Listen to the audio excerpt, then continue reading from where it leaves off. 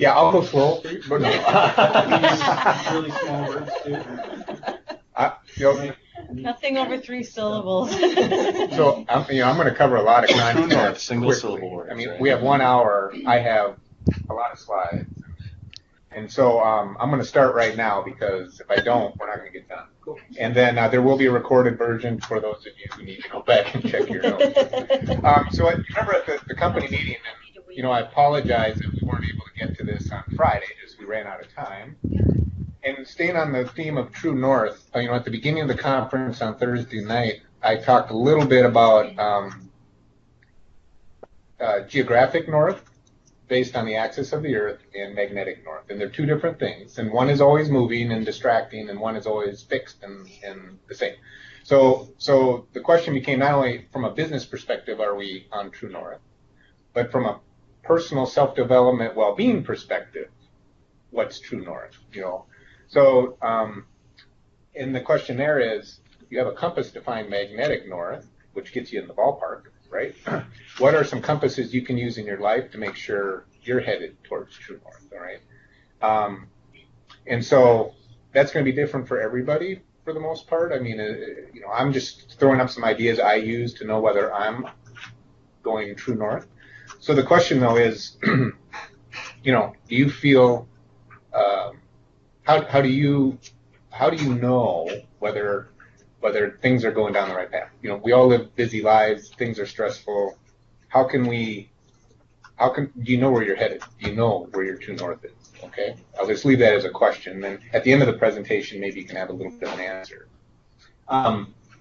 So I'm going to talk about emotional intelligence and how it plays into this whole theme. How to improve your EQ, because you can improve it. There are some challenges to doing that, though. And what are the challenges? And the challenges that you'll all be very familiar with. What are some mindfulness tools and techniques you can use to enhance your emotional intelligence? And then I have a little bit of a challenge for you at the end. Just a little more about me and why I'm talking about this topic. From an education perspective, I don't have a technology degree nor a marketing degree per se, but I have a psychology degree. And back when I went through college 30 years ago, did I just say 30 years ago? My oldest daughter's starting college this month, so time flies. Let's just put it that way. But back when I had my degree, psychology is all about mental illness and the mind and the brain and how it all works. And they didn't even have a field called positive psychology back then. And positive psychology is about well-being in the brain and the mind and how you can enhance your life and improve your life, right? It's like the psychological piece of that. So the second piece is, speaking of emotional intelligence, I work on improving this every day, just like I brush my teeth. There's very few things I do every day. I mean, I think we're all in this boat. But this is one thing I do every day. And I'll talk about techniques for doing that. And then third piece is, about 3 years ago, I had a aha moment. Those of you who are familiar with Oprah Winfrey, not that I watch Oprah all the time, but she used to have a magazine that my wife would get, and there was always an article about different people, and they had their aha, moments in life. And I had one that about 3 years ago that said, I knew that I created my own happiness. It wasn't something I would find out here, right? It's not what happens to me. It's my reaction to it. And from there, I just, this whole thing kind of evolved. I actually gave this presentation last year at the MindSurf conference here locally. There was about 100 people in attendance, and it was very well received. And it was more down a leadership, self-development, well-being type of track at the conference. It was a technology conference, but they had this additional track, and that's where that's where this actually came from. So, without further ado, this topic of well-being, happiness, getting more out of work is everywhere. This was on this month's GPUG magazine. If you saw the cover, live your best life, work smarter, not longer, slow down, keep calm, be positive, take it easy, unplug, enjoy life, have fun, breathe, relax, go outside, smile, and meditate. So I thought, wow, I wonder what they wrote about. Because there's a lot of things to cover there. How do you do this? I opened the magazine, nothing. There was no article. There was no how to slow down. There was no how to keep calm. There was no how to be positive. So I'm like, well, a lot of good that does. So this presentation has a lot of the how-to in it, too. You know, I'm not just going to talk about it wishfully. You know, I'm going to suggest tools that I use, and you can decide whether they work for you or not. It's up to you. But there are ways to do this, no matter what seems to be happening in your life at any one time. Okay. So remember the baby picture? You know, I said there's going to be babies in this. And the reason I'm starting here is because one of the things I use from a compass perspective to find true north is my happiness level. And I don't view happiness as, I'm not talking about this fleeting happiness, the happiness you get when you take a first bite of pizza, or the happiness you get when you go on a fishing trip, or the happiness you get when you buy a new car. Because all those bits of happiness end, and you're back to your base state. Well, what is your base level state? Ask yourself, are you typically a happy person, yes or no? I mean, it's an interesting question when you take out the external things you're always looking forward to. And I'm not saying they're not good things. I'm just saying, are you at your base a happy person? I think it's a baseline. We're not here on Earth to be unhappy. I assume we're like this baby. And when we're born happy. As long as we have our basic needs met, diaper, food, sleep, loving attention. Am I missing anything? I think those are the 4 basic needs of a baby. If they're all met, that's the state of the baby, right? Happy. Now, why do babies become sad or upset or unhappy? Because one of those needs I just mentioned weren't met. Well, now as you grow up and older, what happens to your number of needs? They go through the roof, right? And so your ability to meet those needs, I mean, it gets tougher and tougher and tougher. I'm sorry, it does. I suppose at some point in retirement it gets easier. I haven't hit that point yet, right? So my point is, as our needs increase in life, our ability to meet those needs, because they're all external, becomes harder and harder. What's plan B? You know, because we all experience this. What can we do? So this is where Google comes in. I'm already behind. So there was an engineer, 100th employee at Google, been there a long time. I mean, he was number 100, and they have over 15,000 today. He noticed that in the workplace, it was getting more and more stressful, right? I mean, meetings were tense. People weren't communicating, weren't happy, weren't smiling, a lot of conflict. But he had started a mindfulness practice, and it helped him deal with the people in those meetings, no matter how the meeting went, right? He was always fine coming out of it. So he thought, you know what? I think I'm going to do a stress reduction class. Yeah, I'm going to go to HR and suggest that we do a stress reduction workshop at Google. Went to HR, they said, hey, that's a great idea. We agree. People aren't happy. A lot of fighting going on. Let's do it. So they posted the class. How many people signed up? 2. 0. 3 reasons. 1, they didn't think they were stressed. Okay? But they all knew differently. 2, they were stressed, but they thought it was a motivator for their success. Stress was the reason for their success. Why would I go reduce my stress? And then they were stressed, but they didn't want to sit in a room full of people that admitted that they were stressed. So he went back, re-racked it, and he called the program Search Inside Yourself, wrote a book about it, and made the focus emotional intelligence, right? And how that can impact your productivity, creativity, and happiness. Okay? So if you're interested in the copy, let me know. So Doug asked the question, you know, I lack some of that other one, the IQ piece, right? And I know you're joking. Your wife was saying that. But so the question is, you know, there was a gentleman who owned a financial firm in New York. He hired the best and brightest from the Ivy League schools, the best and the brightest. The question was, he had a bell curve of performance over time. Why would the best and brightest have a bell curve of performance? They all should be maxed out if IQ was the only thing that led to success. And what they found when they went back and kind of looked through and dug a little deeper into these folks and the way they interacted at work and their personal lives, they found that this EQ piece played a part in it. And so it's not just how smart you are, what technical skills you have. You need this EQ piece as well in order to be, well, a success not only at work but in life in general would be one. So there's two types of intelligence. IQ, we're all familiar with. There's several tests that test it. Excuse me, and people are tested very young, generally, and it tests these cognitive abilities that you have when you're born, right?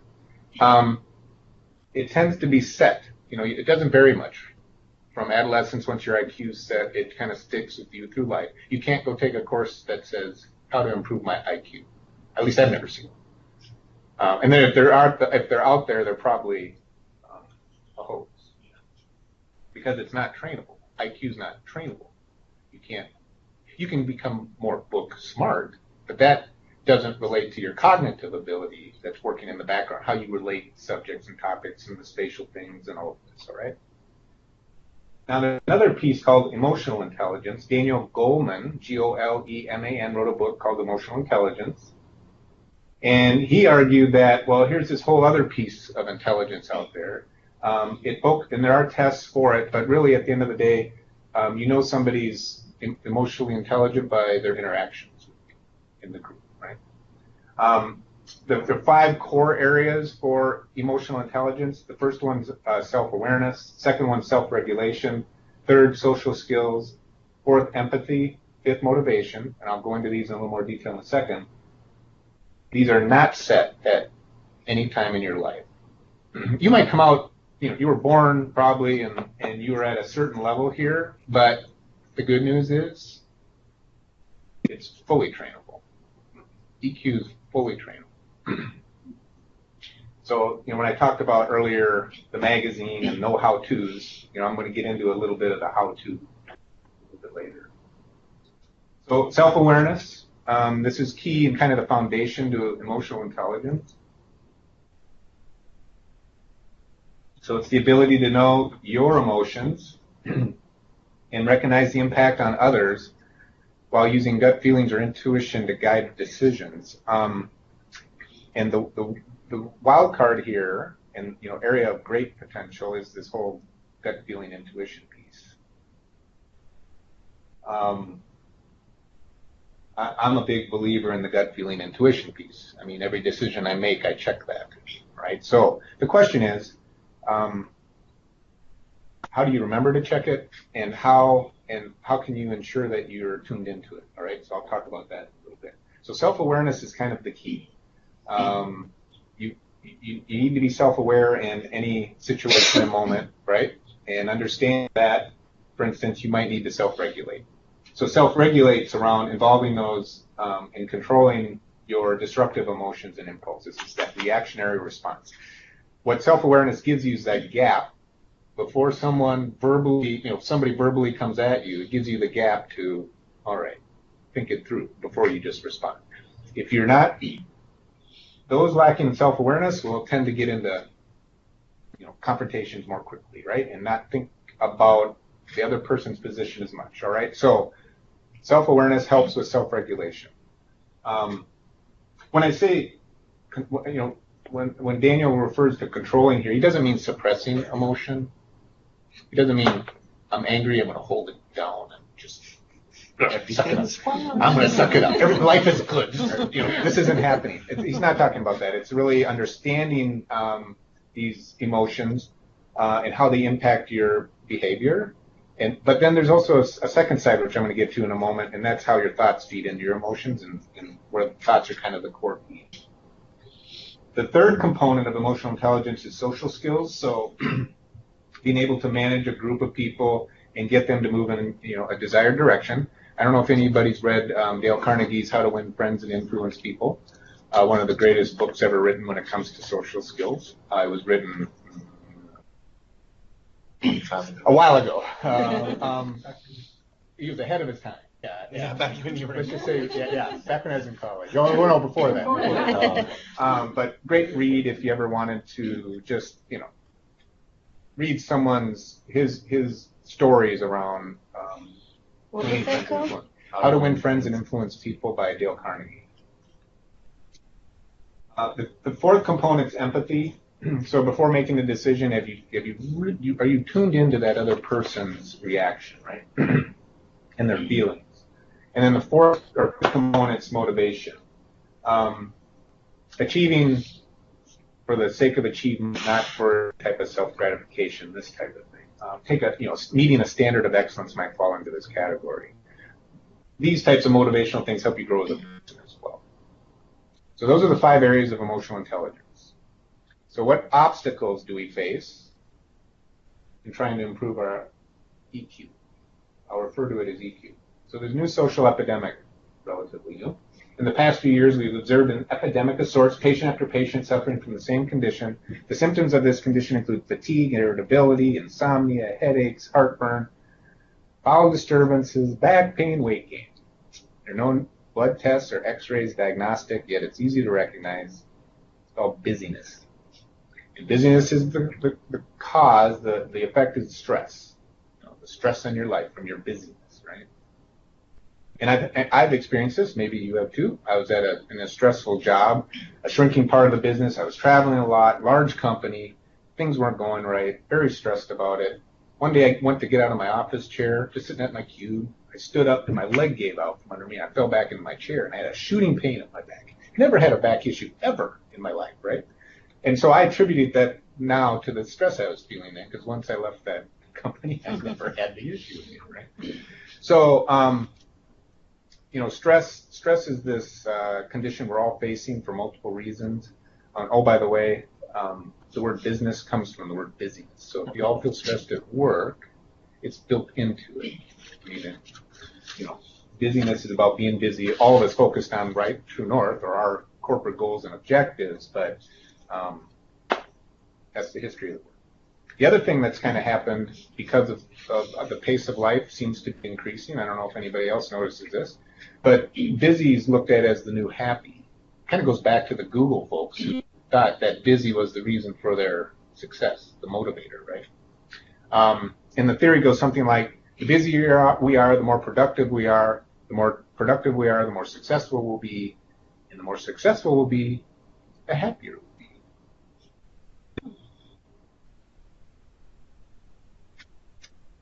I don't personally subscribe to this anymore. I used to.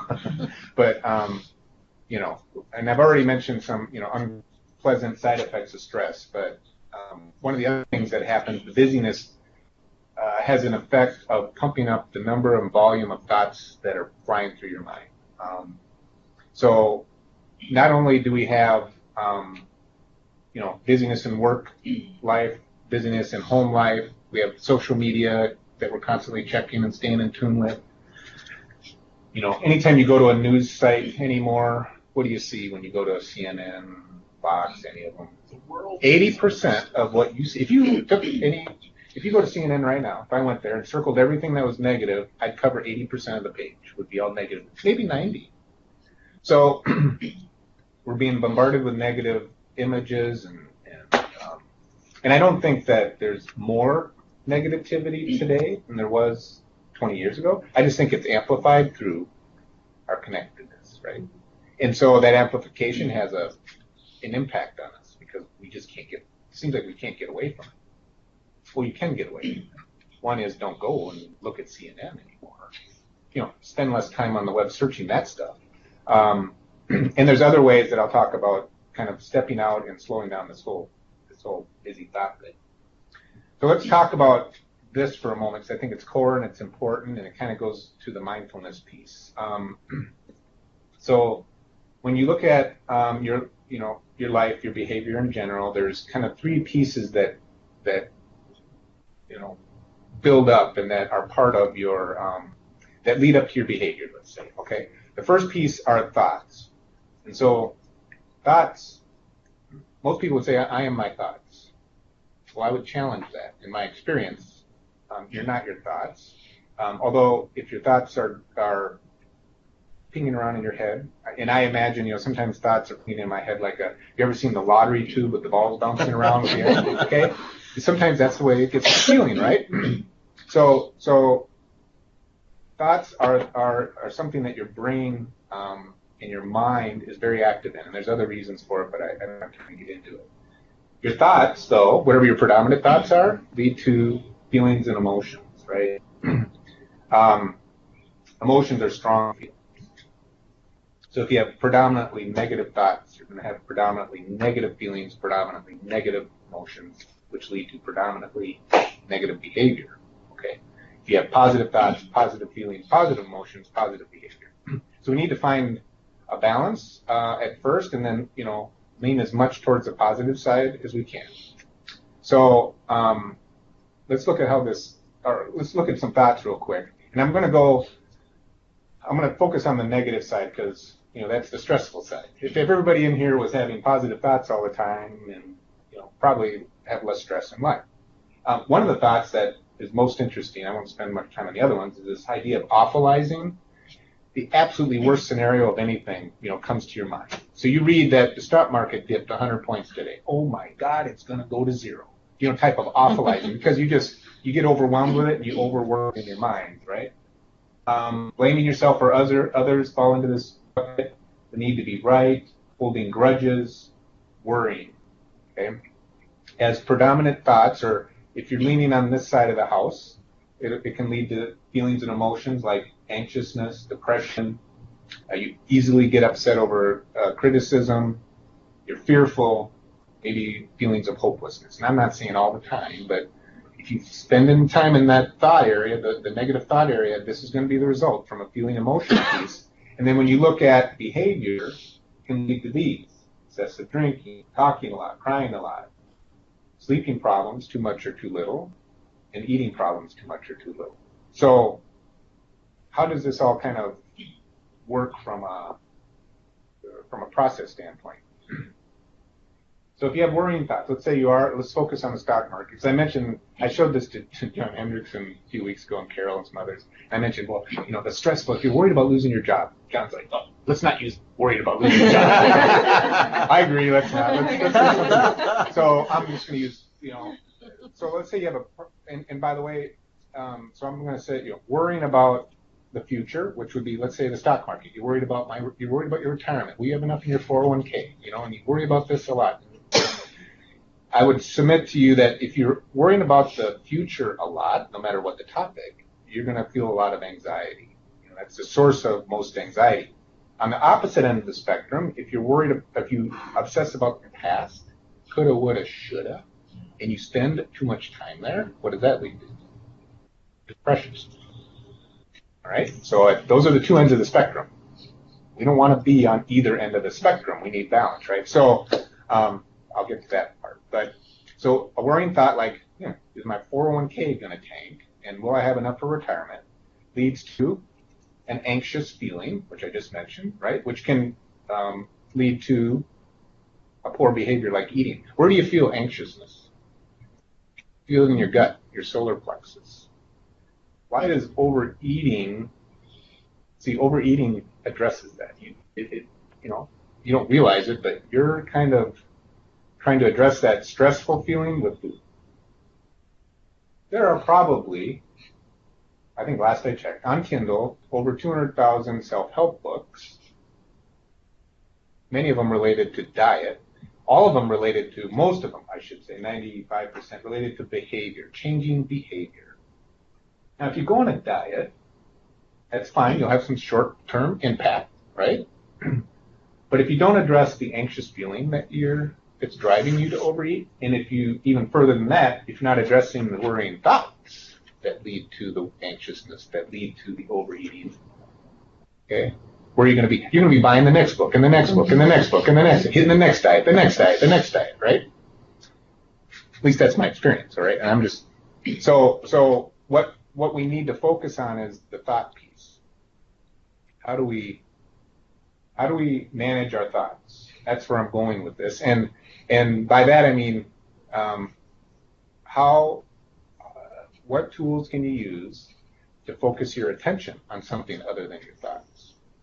Because the thought train, from the time you get up to the time you go to bed, doesn't stop, and sometimes doesn't stop in bed. Right? So, improving emotional intelligence with mindfulness is focusing your attention on something other than your thoughts at a high level. This is my definition. So, people, and I've read this and experienced it at first, you think that you are your thoughts. And I would submit to you, though, the question, from where do the thoughts come? And so if there is some sort of place where thoughts emanate, what is that place and how do I get there? Because it must be a peaceful place because my thoughts are chaotic, right? So the question is, how do we get to that area of peace and rest, which peace and rest in motion is happiness, all right? So I'm just going to keep moving and we'll get to that. So the question becomes, and this is probably my favorite cartoon relative to mindfulness, ask the question, are you mindful or mindful? It's no wonder dogs are always happy because they're always focused on the present moment. What's in front of them, they're not occupied with their thoughts, right? So how do we get to be more like a dog? I have a dog. I'm fond of dogs. You can tell in some of my fun Fridays I like dogs. I tend to beat on cats a little bit, but I like cats too. I have nothing against cats. But the difference between the two is where their attention is focused. The dog's focused on what's in front of them, the sunset and the landscape, and the person's not. And so how often when you go on a walk are your thoughts on what's in front of you and the sunset or the sunrise, or are you preoccupied, right?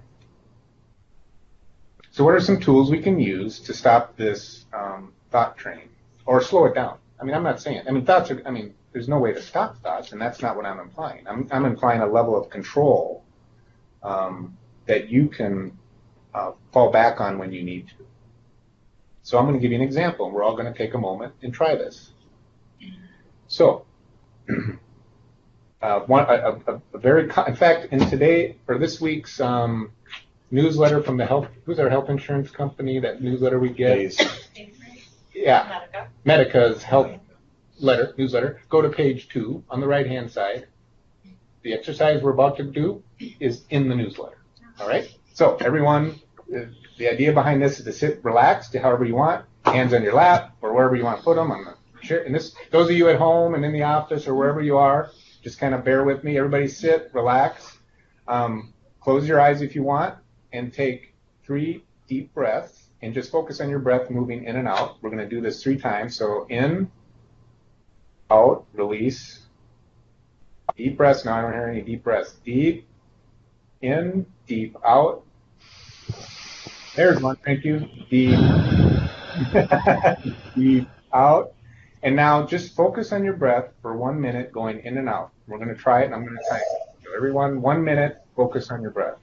All you're focusing on.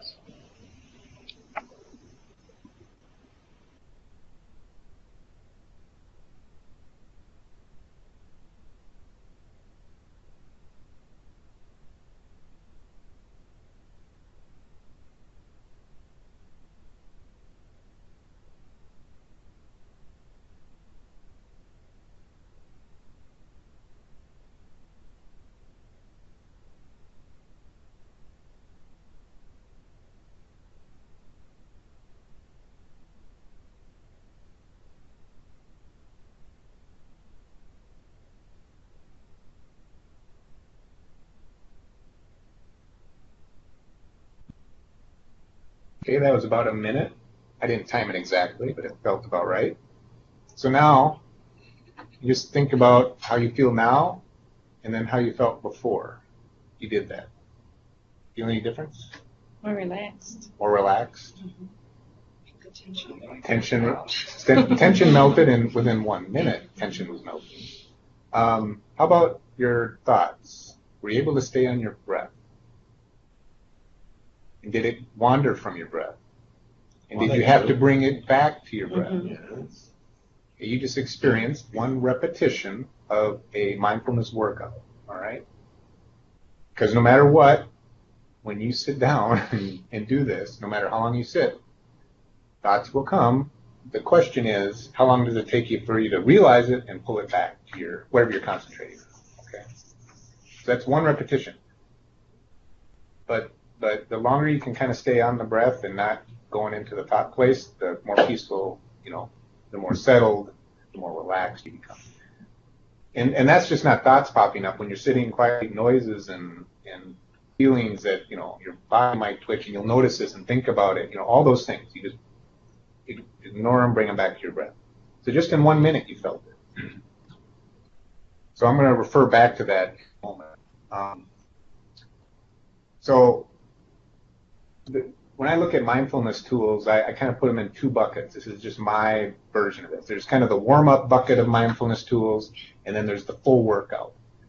All right, and the analogy I would use is around your body. When you do warm-ups like stretching and jogging in place, maybe you're jogging before you do a full workout in the gym, right? There's that warm-up piece.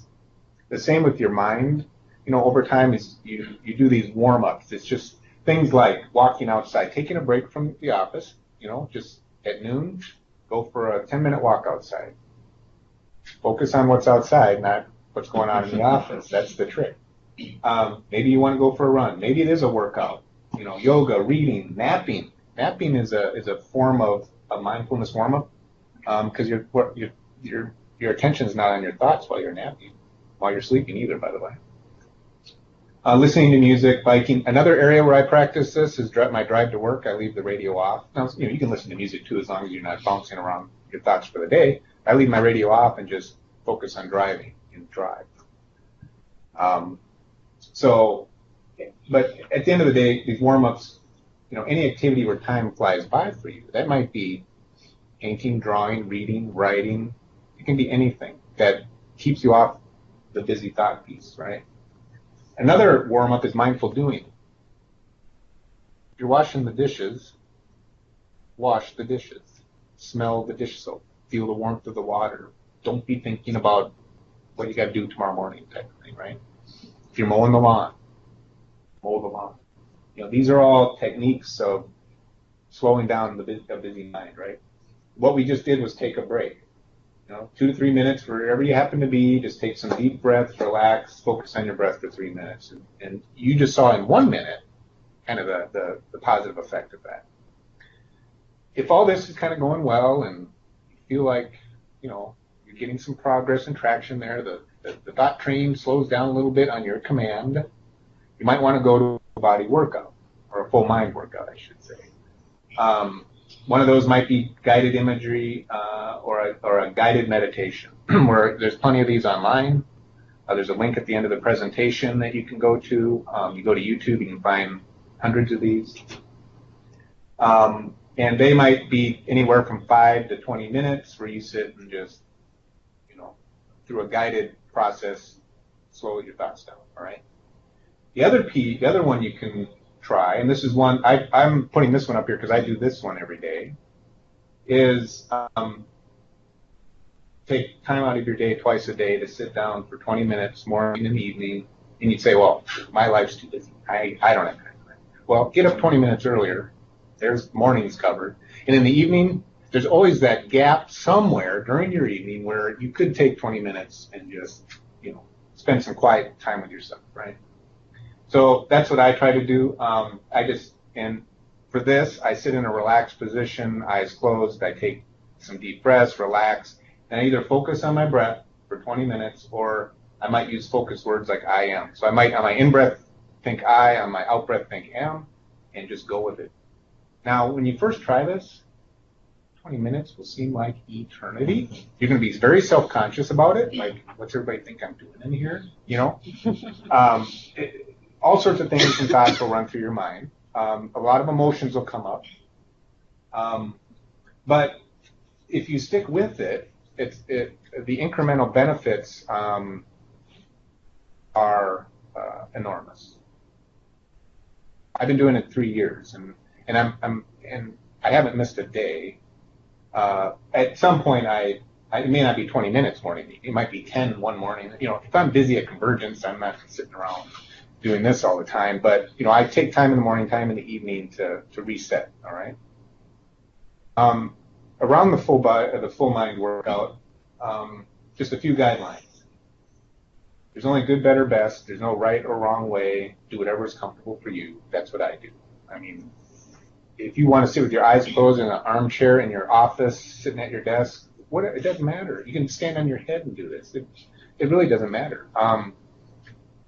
Anything that feels right, to you, would be right. So whatever feels comfortable to you. You don't need to sit in a certain way. You don't need to fold your legs in a certain way. None of that. Just stay whatever resonates with you. Biggest thing is don't set expectations. So this whole thing, once you get into this full workout piece, it's incremental in small increments over time. So you see the benefit more and more and more and more as you do it over time. I will say that within 21 days, probably you'll start noticing positive effects in your life, right? And the bellwether is, how are you getting along with people? Your outer life, interacting with people, your level of happiness. Those are kind of, your compass. Are things going in the right direction? If you find yourself very irritable after this, it might be that you're overdoing it, all right? You might not be ready you might want to back down a little bit. Let's just put it that way. And it's not about the experiences you have. Believe it or not, over 20 minutes sitting, I've never had the same experience twice in 3 years, and people that have done this for 30 years don't have the same experience twice, which is the interesting part. But the thing is not to focus on those. If you have thoughts that fly through your mind and your body twitches and all these things, not to focus on these things. Come back to your what? Breathing or your focus word. Just let that go. But don't focus on those during your sit, or you will lose some of the benefit. And self-pace. So I'm up to 20 minutes morning, 20 minutes evening, and that's it. You have to self-pace. More is not better, especially when you're starting out. This has a way of those emotions and feelings I was talking about that you build up over time. This sounds very simple, and how could something so simple as sitting and being quiet and focusing on my breath help me with my emotions and feelings? How could that possibly be? It's true. Those emotions and feelings are stored where? In your nervous system. So as soon as you slow down the thoughts, it kind of acts as a cap on top of your nervous system. As soon as you slow that down, guess what comes bubbling out of your nervous system? Feelings and emotions. So you don't want to open the tap too wide. So that's what I'll say about that. And then rest afterwards. Just take a couple minutes to rest. So any questions? Kind of flying along. We're doing pretty good. 20 minutes left. So, I have my experience. Many other people have experienced benefits of mindfulness, and then expanded self-awareness, which leads to greater emotional intelligence. But what are some? There's studies out there, hundreds of them now, on the benefits of mindfulness. For example, research team at Massachusetts General Hospital took brain scans of 16 people before they participated in just an 8-week course on mindfulness. When they concluded, they saw that when they took those scans again after the course, the areas of the brain associated with self-awareness grew, and those associated with stress shrank physically within the brain in 8 weeks. Mindfulness skills applied to athletic training. Journal of Clinical Sports Psychology found that 100% of elite athletes in their study improved their national ranking upon completion of mindfulness training, where only 35% of athletes in the control group did. So that's a significant number. Phil Jackson, former coach of the Los Angeles Lakers, when they had their championship runs, he had his team practicing mindfulness, which is interesting. Study 3. This is the last one because there's hundreds of them, but this one was interesting because of the next quote. So they took a group of people and ran through mindfulness training, took a look at their behavior afterwards. They found that they laughed more, they didn't use the word I as much, and they used the word we more. So they were less self-focused in kind of a negative way, right? Here's a quote from Bill George, former Medtronic CEO here in Minneapolis. The most important transformation for a business leader is to go from thinking I to thinking we. And another add to that was mindfulness helps me relieve the stress of the day, gain clarity of what's important, open up to creative ideas, and find added energy and a deep sense of well-being. So he practiced mindfulness for 30 years and attributed it to his success because he was more creative, more productive, right? Happier in life. And so, you are the common denominator across your life, whether You can hit the button to answer. So the benefit of this, and that's why the insurance companies are promoting mindfulness, is because it improves health, it improves productivity in the workplace, it lowers healthcare costs, right? It improves emotional intelligence. One of the first things I noticed when I got more regular about it was it improves sleep, right out of the gate. Not every night. I woke up the other night thinking about something work-related I shouldn't have been. But anyway, but it improves sleep overall, reduces heart disease, aids in weight loss, reduces anxiety, depression, stress, improves sense of well-being, and increases happiness. This is a short list of a very long list of health benefits from practicing mindfulness on a regular basis. This is an example, just some metrics from a company that implemented a mindfulness workshop like Google, and they looked at some business metrics after 3 years. Absenteeism fell by 85%. People were less stressed and not getting sick. Productivity rose 120%. People were able to focus on the job at hand and get more work done. Injuries dropped by 80 or 70%, same thing, more focus, less risk of injury. Your mind isn't wandering while you're working that press, and back in the shop.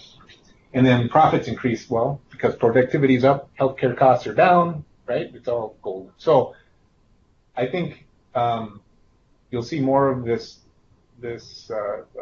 mindfulness. I don't want to say it's a trend.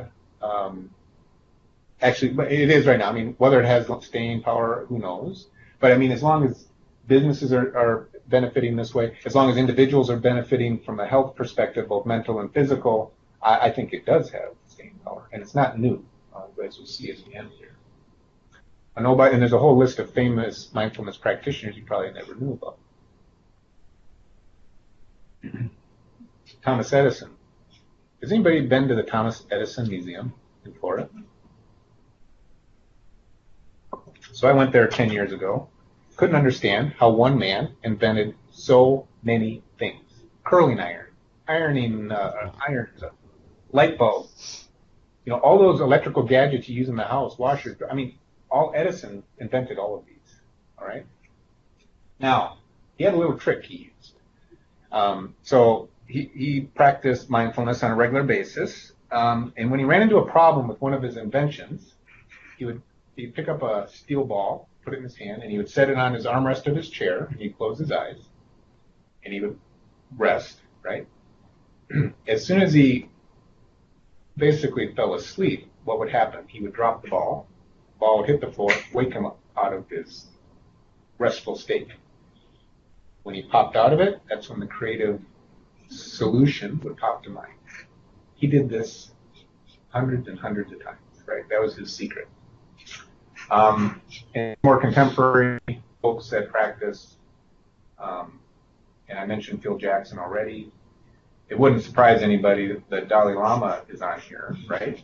But I bring that up because he's one of his famous quotes, and I think it's very interesting. He said, if every third grader was taught mindfulness, you'd have world peace in one generation. That's and it's a profound statement to make. And one of the side effects of it is a feeling of connectedness to everybody and everything. So if you feel connected to everybody and everything, would you ever think of harming anybody or anything? That's where he's coming from there. So not only people, but companies. So General Mills, 80% of employees practicing mindfulness were able to make better decisions with greater clarity. 89% reported enhanced ability to listen to others. Disney went through a mindfulness workshop, many of their creative people. After that, they came up with Tokyo Disney, Disneyland Paris, Hong Kong Disneyland. Their creativeness is off the chart. And many other companies are embracing it. This is just, it's in the thousands now, companies that are promoting mindfulness in the workplace, emotional intelligence in the workplace. So the challenge, I kind of mentioned this at the beginning, is a 21-day challenge for you. We've already did one session of 1 minute. You've got one in the bag. So for the next 21 days, can you remember to sit and try to quiet your mind? Try it for 21 days. Why 21 days? It's 21 days to create a habit, good or bad. In this case, I believe it's a good habit. And to end, so if you stay in your same path, you'll end up where you are headed. Lao Tzu said this 2,400 years ago, very insightful. Mindfulness has been around for then and some, right? But it's never broken into mainstream for many reasons. But I think the benefits of it are such that it's time. As we get busier in our lives and we feel more stress and we have more going on, what's our natural reaction? To try to unhook from that. How do we disconnect? There are now retreats that you can go on that are digitalless or cell phone-less retreats where you check in for the weekend, you leave your phone and computer at the door. You're unplugged. And these are getting to be more and more popular, right? So I'm not saying those aren't good or bad. What I'm proposing is, my experience has been you can unplug like that daily. And so, the question is, where are you headed and what are you using as your compass? And here's some mindfulness resources. Real good website, mindful.org. And this presentation's out on SharePoint already. There's a Bill George website, which I thought was interesting. The silly one is the Search Inside Yourself website, Mindfulness for Dummies book. Health Journeys has a number of guided meditations, etc., that you can access. But the internet's full of this type of information. Try different things out. Find out what resonates for you or doesn't. This doesn't resonate with everybody. Fine, perfect. Some it does resonate with. Some on the call and in this room probably do this today already. But there's a lot of options out there, no right or wrong. That ends my presentation. Any comments?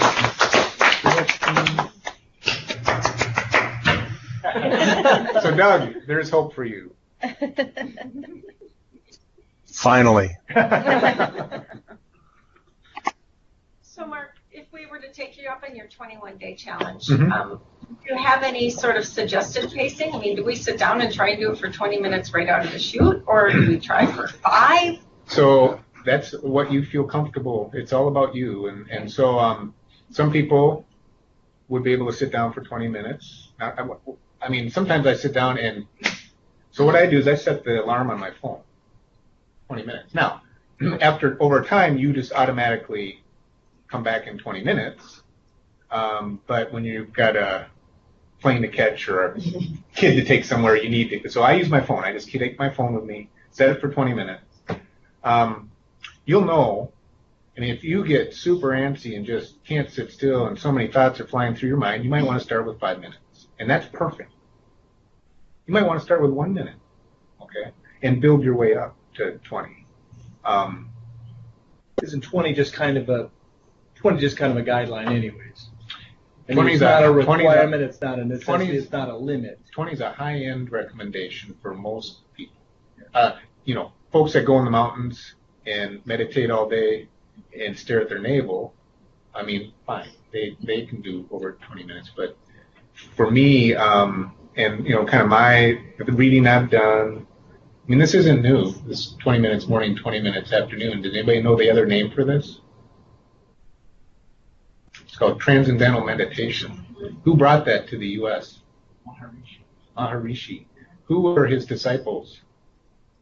The Beatles. This is what they were talking about. But, people get hung up on you got to sit in lotus style with your fingers curled and, No, that's not what it's about. It's not about. But we can do that, right? We can do that. Okay, good. Whatever. That's where I was going. But it's like, really? I mean, if I'd have started this discussion with, this is about transcendental meditation, how many of you would have started tuning out? How many of you would have even jumped on this call? So it's the Google thing. I mean, I knew that too, that, hey, this works for me in my life. Okay, I want to share it with people. How do I do that without raising red? It's like, how do I do that without these preconceived notions coming to mind? Lay out the facts. I mean, it has nothing to do, at the end of the day, Maharishi brought it here, and it has Eastern religious a background to it, but you don't need any of that. That's not the benefit. That's not the benefit. The benefit is slowing the mind and the whole thought piece. And I don't mean, once again, not suppressing thoughts. You suppress thoughts, emotions, feelings. Nothing good comes out of suppression. It's the learning to control, going back to that quiet place. It's the opposite of concentration. So when you do a physical workout, lifting weights, you're exerting yourself, right? How many more reps can I do? The workout for the mind is counterintuitive, but it's the exact opposite. You're not concentrating. Yes, you are in a sense on your breath, but what you're doing actually is decentrating. You're falling all the way back into yourself and letting the thoughts are up here dancing. It's like the ocean. Thoughts are up here dancing, the waves. This is where all that current and turbulence and the boats are bouncing up here. You're trying to get underneath the waves at about 10 feet and look up and say, oh, yeah, there's a lot of that stuff going on. I'm going to stay right here. And that's where the benefit starts coming, when you can get to that place.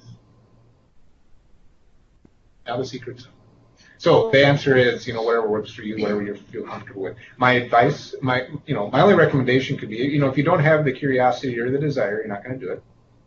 You can't will yourself to do it. I mean, you know what I mean? Just like same with working out after New Year's, right? I'm going to work out now. I'm going to get a membership at fitness club, and I'm gonna do it. And you try to will yourself, and what ends up happening? You lose momentum, and because it's not a deep desire. Now, Greg Barth, he's an exception, right? He's got this desire to work out, and some people do. Don't get me wrong. I'm just saying, if you're trying to will yourself into it, it's difficult. So you have to have this natural curiosity. What is it about? How can I become happier all the time? How can I better relate with people I work with and my family members? If those types of things you're curious about that, then that curiosity can lead to desire, and then forcing it. I'm not saying force anything. If it feels comfortable, do it. If it doesn't, don't. Mark, I have a question, and I've practiced some of the techniques that you've shown today or talked about. I've done yoga, and I've tried to take just 5-10 minutes a day, and it does over time. I can attest that it makes you feel wonderful and better. My problem, and I'd like recommendations, is sticking with it. I find that even though I recognize getting a massage or something, you're like, oh, this is wonderful, and you feel good, but then life gets in the way and you get busy and you find excuses. How can I stay on that and make sure that I go through that 21-day task for it to become a habit? If you recognize that it's something you want to do, I just have problems, I guess, setting priorities that, something else is more important, and I'll get to that, I'll Yeah. Well, so, routine's important. So the question for me, and what kind of led me down, so 3 years ago, if someone would have sat me down and told me this, I'd have, right. And I had no interest. I had no curiosity. My wife gave me a book 10 years ago on mindfulness, and I just threw it on the bookshelf and never even looked at it. So I would say curiosity is the first ingredient. And so how do you become curious? Well, you need to ask questions. And I'm not talking little questions. I'm talking big questions. I mean, why am I here? Who am I? Where do I want to go? What's my purpose in life? What's all of our purpose in life? When you start asking those questions and seriously start spending a little time thinking about that, you become curious and you want more information. So, and for me, as I look at those questions, they become a priority for me. Work is a part of my life. My family is a part of my life. But what are the big questions around why am I here? And I mean, my experience is if you're not asking yourself those big questions and searching for those answers, the degree to which you're not asking those questions is the degree to which you will suffer, and you will get slapped upside the head until you start asking those questions. Right, like being that self-awareness that you stop and ask yourself, okay, why am I feeling this way? Like, why am I feeling tense, or why am I feeling? Yeah. And what can I do about it? Right. So Mark? That's exactly the motivation behind every day sitting down and realizing it's a priority in your life, because it is your life. It impacts all of your life. Hey, Mark, may I offer one suggestion as well? Yep. So a lot of you don't know that I've meditated my whole life as well, and I may have shared a little bit of that with Mark. I've actually taught some other people how to overcome some of those issues. Crystal, one recommendation I can provide to you is visualization and actually printing out something that you put somewhere that you see every day. So if you want to avoid being overweight, or you want a new pool in your house, whatever it is, it's going to motivate you. I tell people to create a visual board and put it somewhere that you can find that you will go to every day, even if it's just where your bathroom mirror is. But seeing that reminds you of that 21-day habit, and it continually reinforces what you're trying to accomplish. It's like just a beginner step to get yourself into the role of doing it. So that would be my first suggestion. Yeah, the reminder is good, because you do get so tied up in your busy day. Have a reminder pop up in your phone. Set a reminder every day to stop. Just stop, It can be just once a day for 2 minutes, whatever. And just, over time, that'll become more of a habit. You'll see some benefit. You might do it more and longer. Yeah, that's a good one. I mean, I do that once in a while when I'm traveling and I know things are going to get busy. I'll put a reminder in my phone. Yeah, and it's not even just a text reminder. A visual reminder is the key. Print out a picture of something that is going to force you to be happy. Like Mark was saying with the babies, it makes you all of a sudden feel happy. But, an example is if you wanted a backyard pool, print a picture of a pool of what you envision your backyard is. Put it somewhere. Just seeing that reminds you of a goal that you're trying to accomplish. And I'd be happy to do a follow-up, if anybody's interested, kind of, after 21 days, if anybody wants to kind of talk about their experience and, try to bat around ideas about consistency, because that's what this is about, kind of. I mean, really, at the end of the day, it's like brushing your teeth. You're brushing your mind. I'm sorry. It's not a great analogy, but you're flossing your mind, brushing your mind. Floss. Yeah. Yep. Any other questions? That was great, Davey. Thanks. All right. Well, we're at time, so thanks, everyone. Thanks, Mark. Thank you.